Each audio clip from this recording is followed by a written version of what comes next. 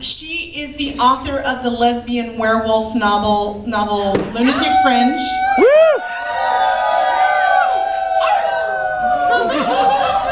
And she recently did a Kickstarter for the production cost of the sequel to Lunatic Fringe and got funded like a motherfucker. Hungry Ghost! So let's all celebrate together with Allison Moon.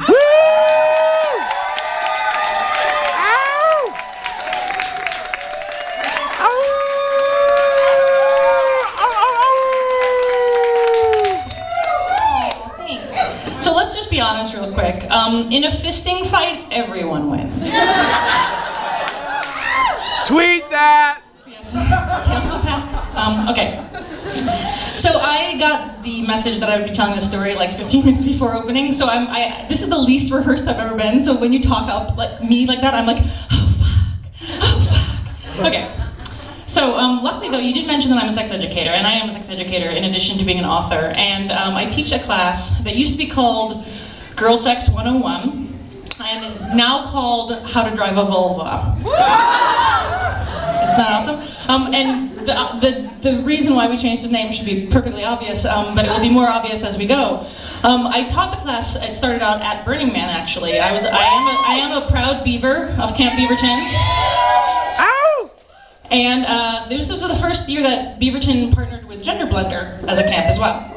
And it's awesome. It was a great, amazing pairing. It just kind of like allowed us all to do the things and create the fantasies we wanted to create on the fly without having like these rigorous like gender lines and like some people are allowed in this space and some people are allowed in this space. It's like, no, let's just all be allowed everywhere.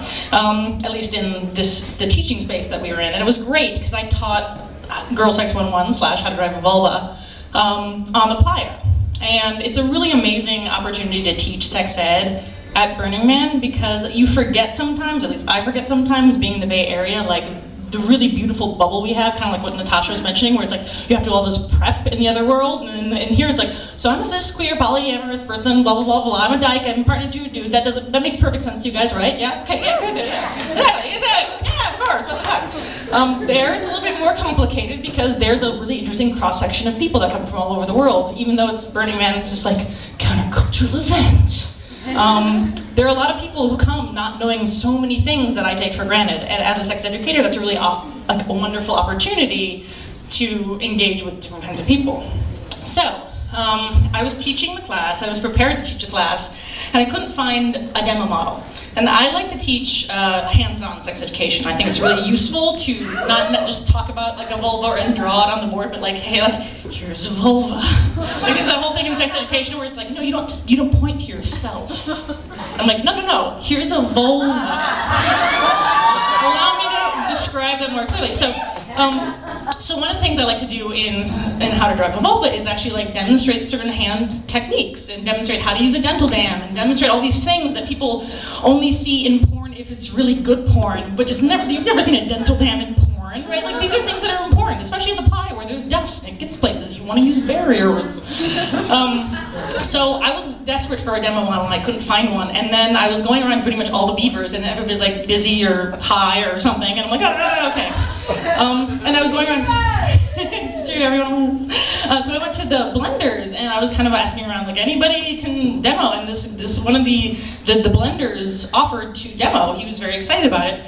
His name is James, and he is a trans man, and he had never been like publicly like nude and male identified in a space before, and he was really excited about like being able to transcend that by being my demo model. And I'm like, fuck yes, yes.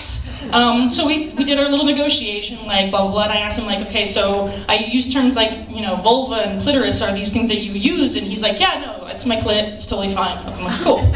So it gets to the class time, and we got like, I don't even remember how many of you guys were here, but like, there's like probably like 150 people probably under the shade structure. It's like, it's a crazy crowd. Like people are excited to learn about like how lesbians do it. So I'm doing my whole spiel, and like a bunch of people are in the shade structure, and I'm teaching, and then it's time for the live demo, and then I introduce James, and I'm like, okay, so this is James, and I do a little bit of a kind of brief debriefing. I'm like, okay, so like he's a dude, he identifies as a dude, I'm going to use male pronouns, I'm going to refer to his junk in the same way that I would refer to a girl's junk, but just aware of that, blah, blah, blah. If you have any questions, we can talk afterwards, no big deal. And so I started the demo, and I'm like, okay, so like I'm pointing out different parts of his vulva, and I'm like, okay, so these are the labia majora, and these are the labia minora, and here's her clit. And then James is like, kind of taps me, and I'm like, oh fuck, I fucked up already. Okay, fuck, I'm like, I'm sorry. Here's his clit. And he's like, awesome. I'm like, yeah, awesome, okay. I was really proud of myself. I'm like, okay, on the fly. I'm like, I fucked up and then I recovered. It's always, the recovery is really the point. You gotta stick the landing.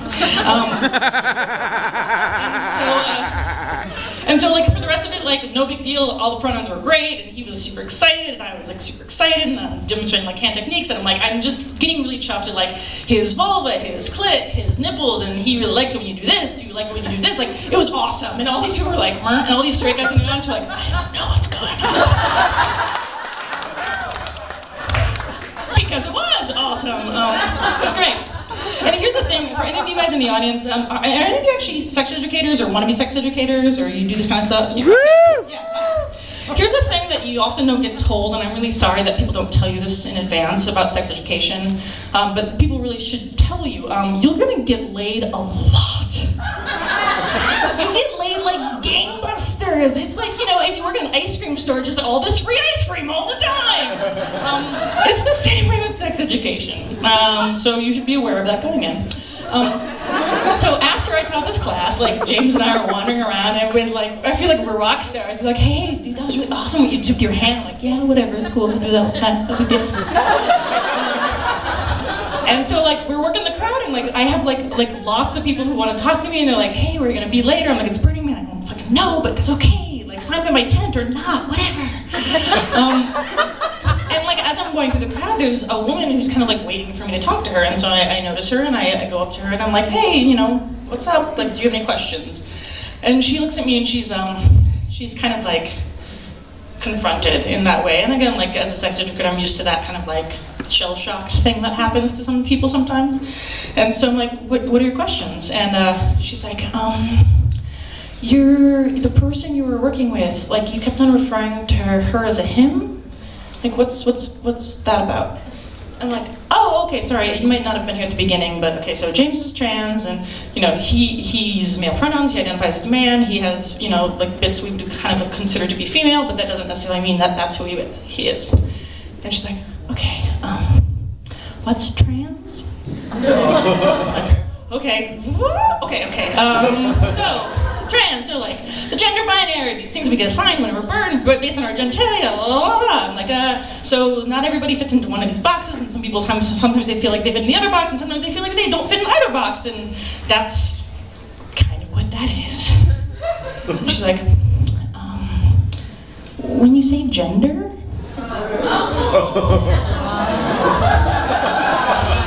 Yeah, and I'm like, okay. Sex and gender are not the same thing. Gender is this thing that we're culturally assigned towards, thank you, and it's like, you know, there are these kind of agreements that we make culturally about how someone is supposed to behave based on the things they have in their pants. That's not necessarily true or what it means, but gender. And so, and she's like, so how does that apply to that person? I'm like, okay. Oh God, exactly. Seriously, like 7 people just like waiting for me to like be done with the class so that we can bang, and I'm like, okay,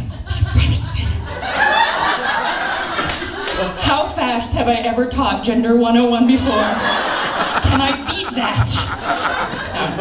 Okay, so I'm like, okay, so James, because James doesn't identify with the gender that he was assigned at birth, you know, he's trans, you know, like not everybody feels like the body that they were born into is the body that they want to walk around in.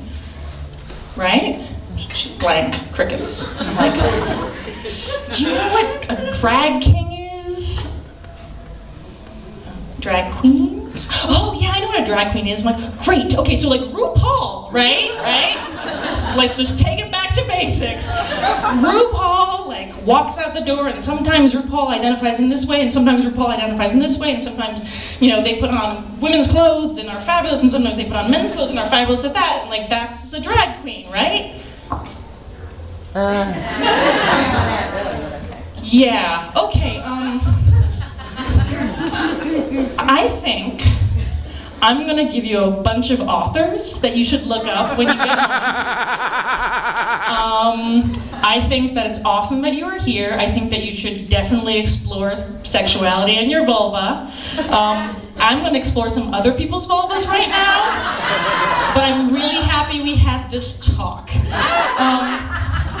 for me, it was this really amazing experience because, again, like as a sex educator and as like, I'm a queer, I fuck things and people and people with things. It doesn't really matter. Like, yay! I'm so used to that space, and and at Burning Man, I kind of took for granted that space. I was at the lesbian camp, and I was with the queers, and we were doing our queer thing, and like, I didn't even compute that I was going to have to put on like my like sex educator, like progressive and a non-progressive place kind of hat, and like have to negotiate the communication that happens there, especially as like me being me and not having to like speak from my own experience, just speak for the experiences of like an entire kind of people and multiple other kinds of people all at the same time, to this woman who was so blown away by everything. And so it was this beautiful moment of me realizing that like we often have to educate each other. As an educator, I kind of put myself in that situation. So I kind of opened myself up to it, but I had this beautiful moment of realizing like the experience of my life personally that took me through this Byzantine conduit to where I was standing on the playa at that moment as this educator having done this thing. And the weird Byzantine conduit that took this woman from where she was and where she was born through her life to where we were standing at that moment made it like this weird contextual thing of like all of our experiences, and they never really overlapped in the way we'd expect, even though we were two ostensibly queer women, white, from middle class families, standing in the same place at the same time. And that doesn't mean that we had anything in common about the way that we experienced our sexuality, and that we expressed our community. And it was such a beautiful moment of like, boom, assumptions are bad. Sex is good, and everything else is a negotiation. Thank you. Woo!